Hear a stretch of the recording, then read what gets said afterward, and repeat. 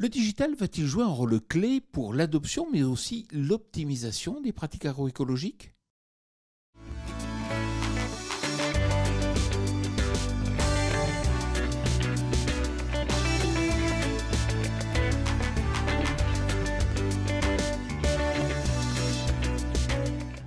Cette semaine, je vous amène à la rencontre de Rémi Dumery, agriculteur à Boulay-les-Barres, dans le Loiret. Bonjour Rémi, pourriez-vous nous présenter votre exploitation ? Une exploitation céréalière, je suis un cultivateur dans la métropole d'Orléans, tout près d'Orléans.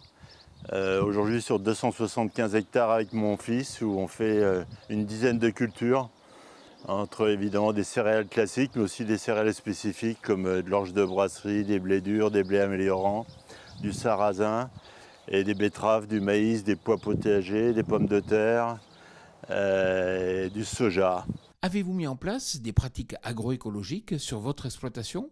L'agroécologie pour moi c'est la troisième révolution agricole après les deux premières.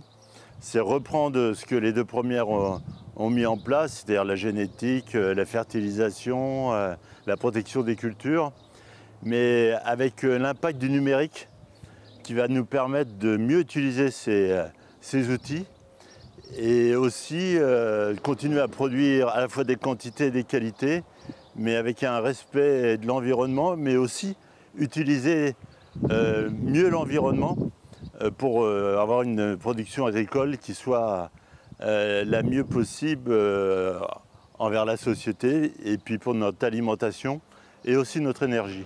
Cela signifie que le numérique peut donc aider à mettre en place ces pratiques agroécologiques ?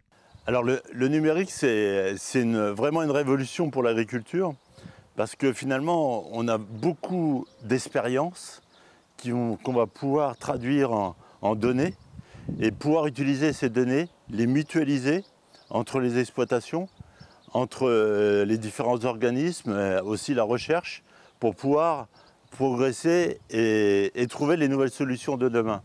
Que ce soit des technologies comme la robotique, comme tous les capteurs embarqués, toutes les données qui peuvent être collectées et analysées et nous aider à travers des outils d'aide à la décision pour mieux positionner par exemple nos traitements, mieux choisir des variétés.